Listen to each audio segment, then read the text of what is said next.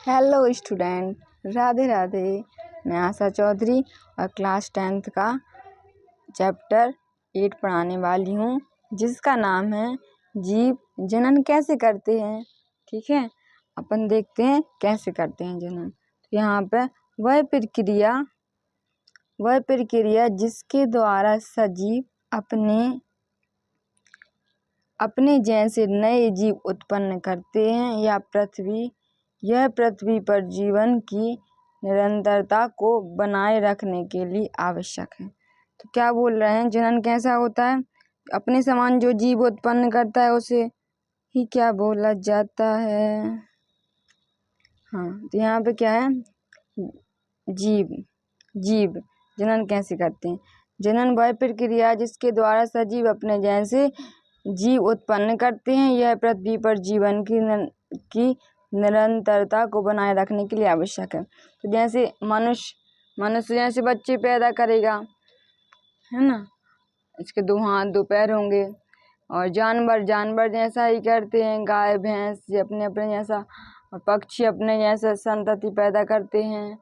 और जलीय जीव भी अपने जैसा, सब मतलब सबकी कैटेगरी अलग अलग होती है ना, सभी अपने समान ही जीव उत्पन्न करते हैं। ठीक है, यहाँ सेकंड वाला क्या है, कोशिका के केंद्र में पाए जाने वाले गुणसूत्र के डीएनए डीऑक्सीराइबोन्यूक्लिक एसिड। डीएनए का नाम क्या है, डीऑक्सीराइबोन्यूक्लिक एसिड अम्ल। ठीक है, डीऑक्सीराइबोन्यूक्लिक अम्ल के अणुओं में आनुवांशिक गुण होते हैं। डीएनए प्रतिकृति बनाता है तथा नई कोशिकाएं बनाता है। इससे कोशिका में विभिन्नता उत्पन्न होती है। ये नई कोशिका बनती हैं परंतु समरूप नहीं है। ठीक है, यहाँ पे देखते हैं विभिन्नता का महत्व। लंबे समय तक प्रतिजाति स्पीशीज की उत्तरजीविता बनाए रखने में उपयोगी है। और सेकंड क्या है, जैसे विकास का आधार। विकास निरंतर बढ़ता जाता है, मनुष्य का भी जानवरों का भी। 1 साल से फिर 2 साल का, 3 साल, फिर ऐसे ऐसे उसका ग्रोथ होता जाएगा। यही प्लांट में भी होता है, एनिमल्स, ह्यूमन और प्लांट्स में भी, सभी में ग्रोथ होती है, डेवलपमेंट होगा। और अब फिर क्या है, प्रजनन के प्रकार कितने हो, 2 प्रकार के होते हैं, लैंगिक और अलैंगिक। ये परीक्षा के बेस से बहुत ज़्यादा इम्पोर्टेंट टॉपिक है। तो यहाँ पे वो ध्यानपूर्वक यहाँ पढ़ेंगे अपन कि लैंगिक प्रजनन क्या कहलाता है। एकल जीव नए जीव उत्पन्न करता है। ठीक, एक जीव क्या करेगा, नए जीव उत्पन्न करेगा। युग्मक का निर्माण नहीं होता है। नया जीव पैतृक जीव के समान होता है, जैसे संतति रहेंगी वैसे ही रहेगा। सतत गुणन के लिए यह एक बहुत ही उपयोगी माध्यम है। यह निम्न वर्ग के जीवों में अधिक पाया जाता है। ठीक है, फिर क्या है, लैंगिक जनन क्या कहलाता है। ठीक है, यहाँ पे लैंगिक जनन के बारे में पढ़ते हैं। 2 एकल जीव, एक नर व एक मादा मिलकर नया जीव उत्पन्न करते हैं। ठीक है, उसे क्या बोलते हैं, लैंगिक जनन बोलते हैं। 2 एकल जीव, नर और मादा मिलकर एक क्या करेंगे, जीव उत्पन्न करते हैं, उसे क्या बोलते हैं, लैंगिक जनन। ये ठीक है, और दूसरा क्या है, नर युग्मक व मादा युग्मक। यहाँ पर नर युग्मक होते हैं और एक मादा युग्मक होती है। ठीक है, तो यहाँ पे प्रजनन को क्या बोलते हैं, रिप्रोडक्शन। 2 टाइप की होती है, सेक्सुअल और एसेक्सुअल। सेक्सुअल में मेल एंड फीमेल होता है, और एसेक्सुअल में क्या होता है, एक कोशिका जो 2 पार्ट में डिवाइड होती है, और उसे एसेक्सुअल बोलते हैं। ठीक है, अब यहाँ पे कुछ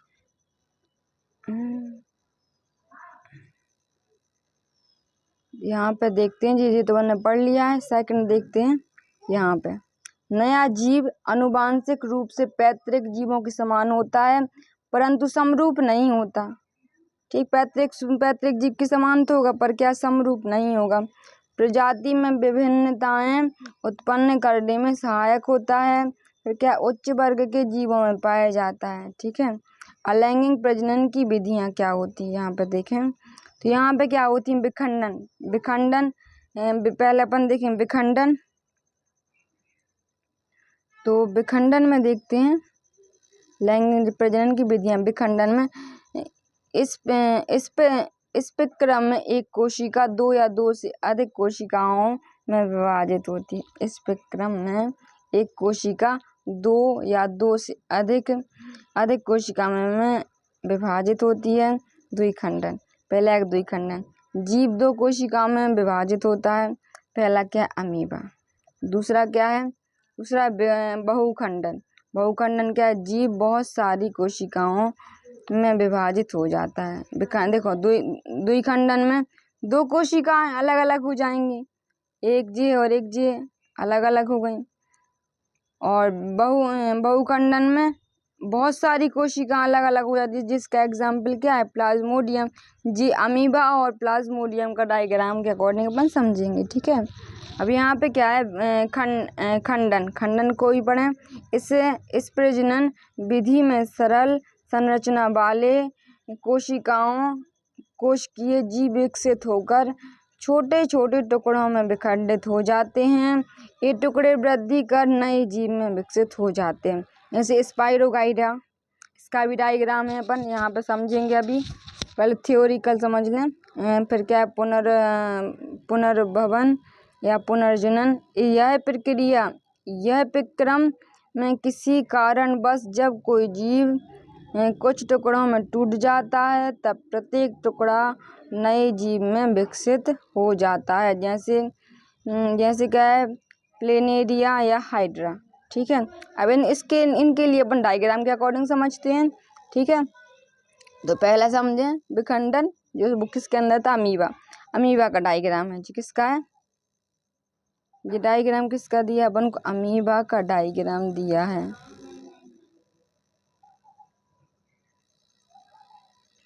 ठीक है, तो अमीबा का डायग्राम दिया है, तो अपन यहाँ पे देख रहे हैं। तो यहाँ पे क्या है, पहले देखते हैं यहाँ पे क्या दिया है जी, जीव द्रव। फिर जी केंद्रक दिया जी, क्या है, परिपक्व अमीबा दिया है। फिर देखो अमीबा 2 टाइप में डिवाइड हो गया। ठीक है, इसको क्या बोलते, जीव द्रव व केंद्रक का विभाजन। ठीक है, फिर क्या वो टू पार्ट में डिवाइड हो रहा है। पहले जी अमीबा है जैसे, ठीक है, फिर वो क्या हो रहा है, 2 पार्ट ऐसा हो रहा है ना। फिर क्या हुआ, उसके केंद्र देखो, एक जी केंद्रक दिया इसके अंदर भी देखो केंद्रक ऐसे जा रहे हैं ना। और फिर क्या हुआ, 2 पार्ट में अमीबा टूट गया और उनके 2 केंद्रक भी अलग अलग टूट गए। ठीक है ना। तो यहाँ पे क्या है, एक कोशिका है, फिर दुई कोशिका में मतलब अभी तक टूट रहा है, पर केंद्रक तो एक ही है ना। फिर जब वो अलग अलग होंगे तो उनके केंद्रक भी अलग अलग हो जाते, तो इसका केंद्रक जे, इसका केंद्रक जे है। ठीक है, और जे अंदर क्या होता है, जो भरा है, जो जीव द्रव भरा है, इसमें भी जीव द्रव। ठीक है, और इसको क्या बोलते, पुत्री अमीबा। ठीक है, अमीबा इसका जी किसका डायग्राम है, अमीबा में द्विखंडन विधि से लैंगिक प्रजनन ऐसे होता है। पहले एक कोशिका होती है, फिर वो और उसके अंदर केंद्रक होता है अपना खुद का। फिर अमीबा थोड़ा सा फैलती है तो उसका केंद्रक भी फैलता है। फिर उसके बाद वो 2 पार्ट में डिवाइड हो जाती है और उसका केंद्रक मतलब 2 सेल में डिवाइड हो गई, फिर उसका केंद्रक अलग है और इसका अलग है। ठीक है, आई होप आपको क्लियर होगा। आगे देखते हैं दूसरा डायग्राम। ये तो वही है, ये किसका है, जी वाला डायग्राम किसका है, जी वाला डायग्राम अपना इसका है बहुखंडन, प्लाज्मोडियम। किसका है, प्लाज्मोडियम का डायग्राम। यहाँ पे देख लीजिए, प्लाज्मोडियम का डायग्राम है। तो यहाँ पे क्या बोला, बहुत सारी कोशिका मिलकर यहाँ पे बनता है। डेफिनेशन क्या है इसकी, बहुत सारी कोशिका। देखो बहुखंडन, जीव बहुत सारी कोशिकाओं में विभाजित हो जाता है। बहुत सारी कोशिकाओं में विभाजित हो गया तो उसको बहुखंडन बोलते हैं। इसका डायग्राम है प्लाज्मोडियम का।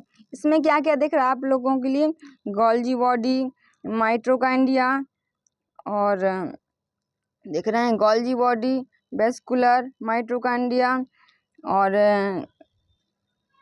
न्यूक्लियस और एंडोप्लाज्मा, राइबोसोम दिख रहे हैं, फूड वैक्यूलर दिख रहा है, बहुत सारी कोशिका दिख रही हैं। तो जे क्या है, प्लाज्मोडियम का डायग्राम। आगे देखो जिकाई का स्पाइरोगाइरा, जिकाई का डायग्राम स्पाइरोगाइरा, ठीक है जी, स्पाइरोगाइरा का डायग्राम है।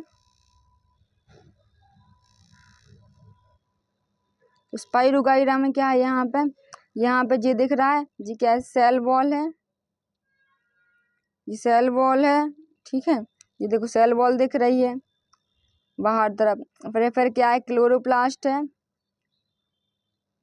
क्लोरोप्लास्ट दिख रहा है जो गोल गोल से दिख रहा है ग्रीन कलर का, क्लोरोप्लास्ट है। और जी है लार्ज वैक्यूलर है, और जो जाली जाली लाइन ऐसी दिख रही है, ऐसी ऐसी, वो क्या है, साइटोप्लाज्मा, साइटोप्लाज्मा है, ठीक है। और फिर देखते हैं यहाँ पे और क्या दिख रहा है, और यहाँ पे क्या दिख रहा है, जो गोल गोल जो दिख रहा है ना बिंदी, इसको क्या बोलेंगे, पेरिनोडाई, न्यूक्लियस है और साइटोप्लाज्म है, ठीक है। इम्पोर्टेंट क्या है, सेल वॉल, क्लोरोप्लास्ट और साइटोप्लाज्म और न्यूक्लियस, ठीक है जी, बस इतने इम्पोर्टेंट है, और कुछ बनाने की नाम लिखने की जरूरत नहीं है अपन को। और फिर यहाँ पे क्या है, अपन किसका बार, स्पाइरोगाइरा के देखो अपन अमीबा का डायग्राम देख चुके हैं, प्लाज्मोडियम का डायग्राम देख चुके हैं, स्पाइरोगाइरा का देख चुके हैं। अब किसका देखना है, प्लेनेरिया का भी देख चुके हैं, अब है हाइड्रा, प्लेनेरिया जो किसका है, प्लेनेरिया का डायग्राम है। जो इसमें क्या बताया जा रहा है कि एक कोशिका, देखो पहले जो एक कोशिका थी, देखो फिर वो कैसे टूट गई, पहले एक थी, फिर वो 1 2 3 पार्ट में डिवाइड हो गई, फिर वो टूटी हुई कोशिका पूरी कंप्लीट हो गई, देखो यहाँ पूरी कंप्लीट हो रही, यहाँ पे भी दिख रही, यहाँ पे भी दिख रही। अब वो कंप्लीट कोशिका डेवलपमेंट होके बड़ी होके ऐसी विकसित हो गई, ठीक है। ये वाला भी डायग्राम हो गया अपना। आगे देखो यहाँ पे अब क्या आ गया, मुकुलन, यहाँ पे आ गया मुकुलन के बारे में पढ़ते हैं, ठीक है। हाँ तो मुकुलन क्या है, मुकुलन इस क्रम में जीव के शरीर, इस क्रम में क्या होता है, इस क्रम में जीव के शरीर पर एक उभार उत्पन्न होता है जिसे मुकुलन कहते हैं। यह मुकुलन बहुत नन्हे फिर पूर्ण जीव में विकसित हो जाता है तथा जनन से अलग हो जाता है, जैसे हाइड्रा और ईस्ट, इसके भी एग्जाम्पल अपन अभी देख रहे हैं। और फिर क्या है, बीजाणु समासंग, ठीक है। कुछ जीवों के तंतुओं के सिरे पर बीजाणुधानी बनती है, जिनमें बीजाणु होते हैं। बीजाणु गोल संरचनाएं होती हैं जो एक मोटी भित्ति से रक्षित होती हैं। अनुकूलित परिस्थिति मिलने पर बीजाणु वृद्धि करने लगते हैं, ठीक है, करने लगते हैं ना वृद्धि।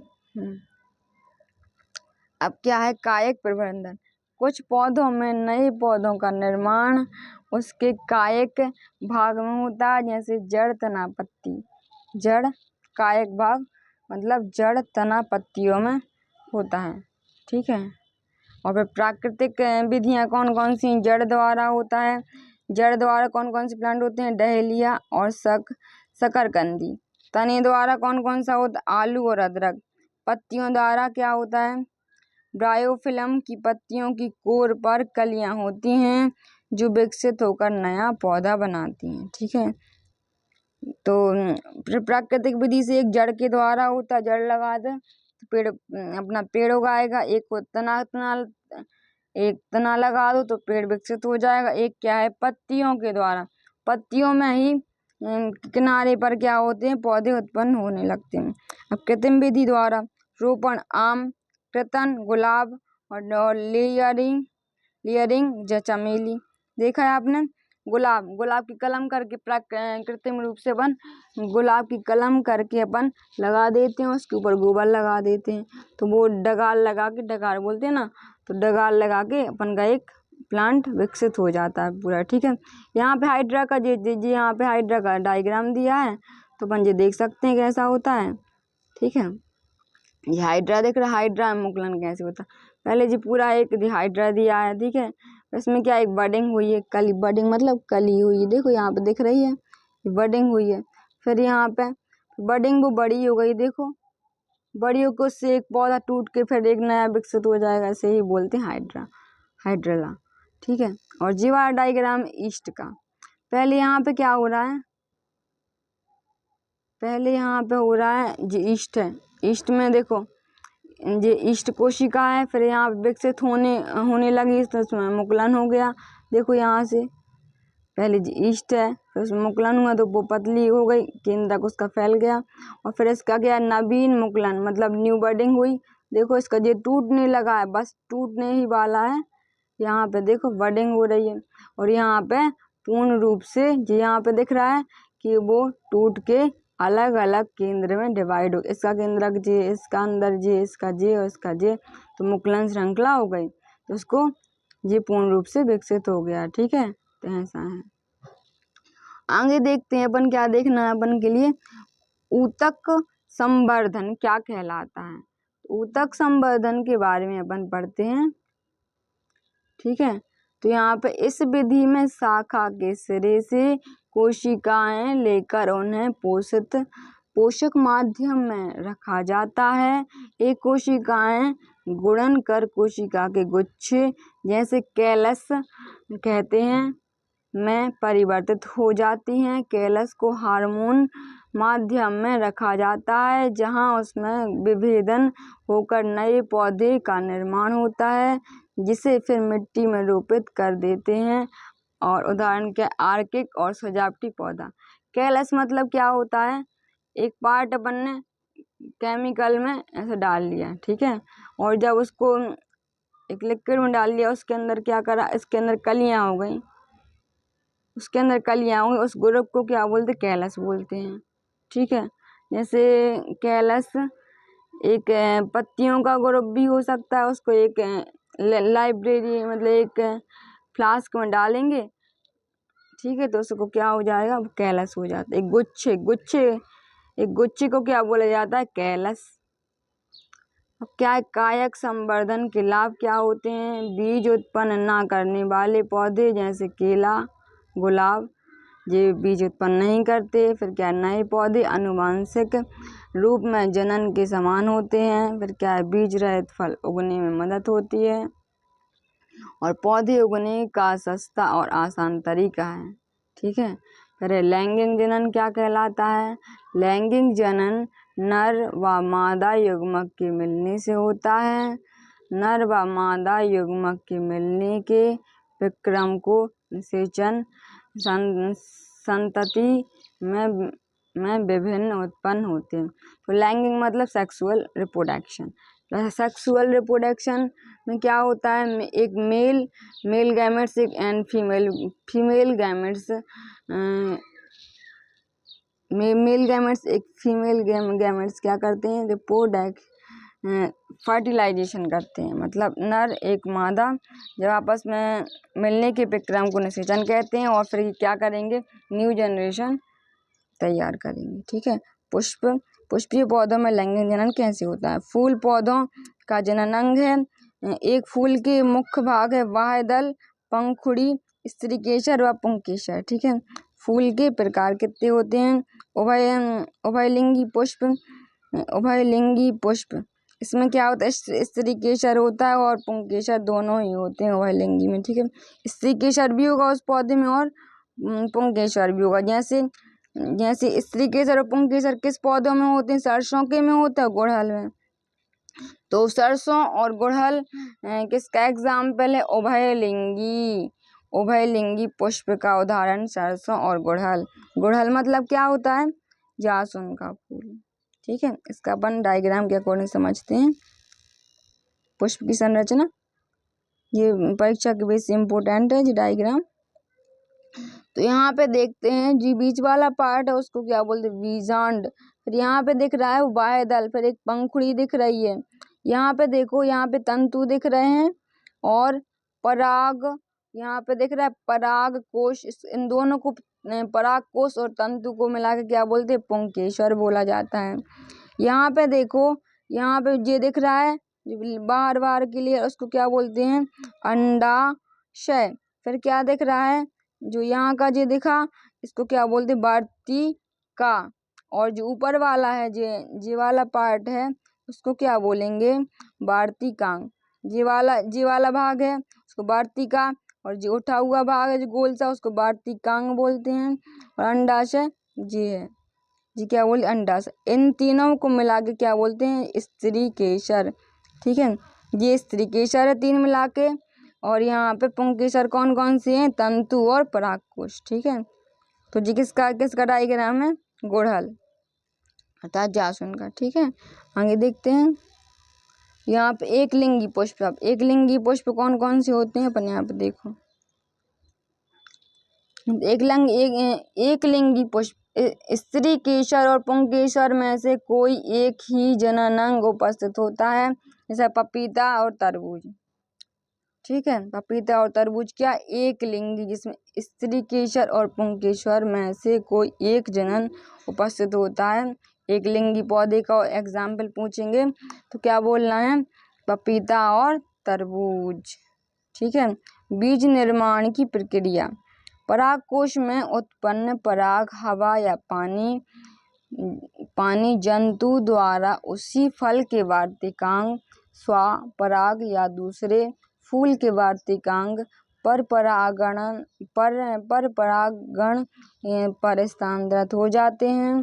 सेकंड क्या है, परागकण से एक नलिका विकसित होती है जो वार्तिका से होते हुए बीजांड का निर्माण करती है। फिर क्या है, अंडाशय के अंदर नर व मादा एक निषेचन होता है तथा युग्मक का निर्माण करता है।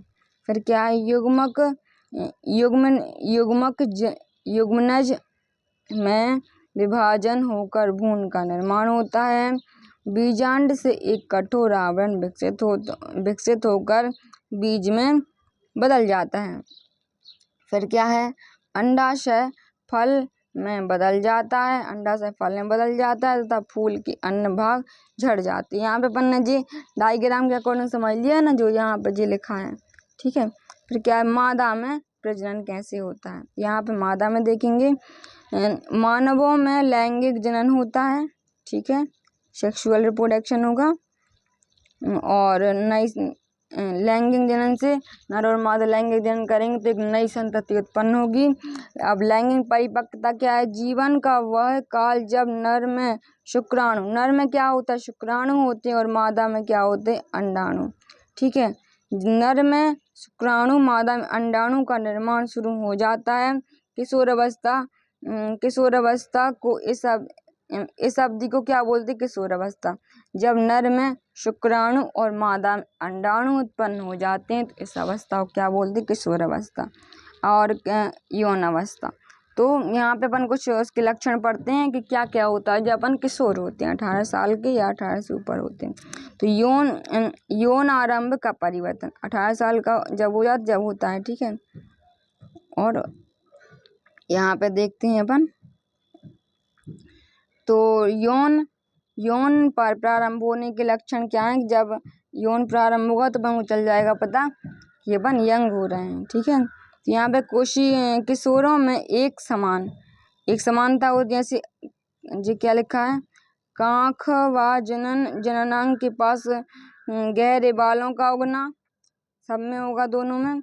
त्वचा का तेलीय होना और मुहासे होना, त्वचा अपनी तेलीय जैसी होगी और क्या होगी, फेस पर पिंपल्स हो जाते हैं। ठीक है, और फिर क्या है, यहाँ पे देखो लड़कियों में क्या होता है, स्तन के आकार में वृद्धि होने लगती है। और फिर क्या होता है, जब गर्ल्स यंग होती तो उसमें स्तन में वृद्धि होती है, और दूसरा क्या होता है, रजोधर्म होने लगते हैं। और लड़कों में क्या होता है, लड़कों में चेहरे पर दाढ़ी और मूंछ उगने लगती है और आवाज़ फटने लगती है और भारी हो जाती है। ठीक है, तो आई होप आपको ये वाला चैप्टर क्लियर होगा। Thank you watching my video.